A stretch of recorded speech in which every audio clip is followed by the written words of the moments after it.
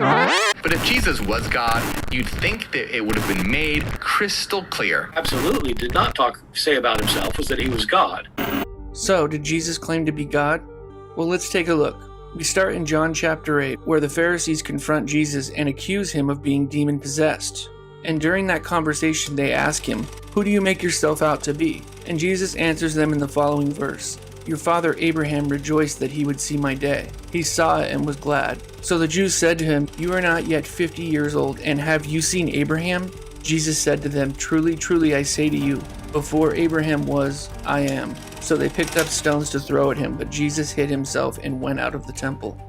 You heard it there, Jesus claiming to be the self-existent I am. It's as clear as day. In fact, Jesus uses the I am phrase 7 times in the New Testament, each time followed by a characteristic of himself and his relationship to the Father. Another time when Jesus claimed to be God was when he was standing before the Sanhedrin being questioned in Mark chapter 14 verses 61 to 64, which reads, "Again the high priest asked him, 'Are you the Christ, the Son of the Blessed?' And Jesus said, 'I am, and you will see the Son of Man seated at the right hand of power, and coming with the clouds of heaven.' And the high priest tore his garments and said, 'What further witness do you need? You have heard his blasphemy.'" Not only did he again answer with the I am statement, he followed that up with what the Jews at that time could only interpret as Jesus himself saying he is God.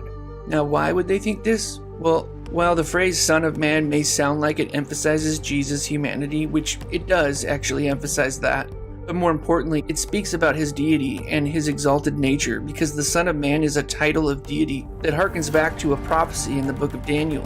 Specifically chapter 7 verse 13, where Daniel has a vision. It reads, "In my vision at night I looked, and there before me was one like a son of man, coming with the clouds of heaven. He approached the Ancient of Days and was led into his presence. He was given authority, glory, and sovereign power. All nations and peoples of every language worshipped him. His dominion is an everlasting dominion that will not pass away, and his kingdom is one that will never be destroyed."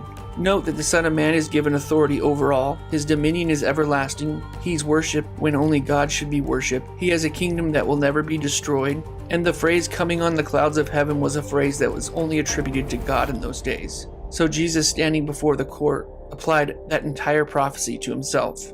Finally, in the last part of the passage in Mark, after Jesus refers to himself as the Son of Man, the high priest responds saying, "He has uttered blasphemy," which clearly shows that the high priest understood the divine overtones of the title Son of Man.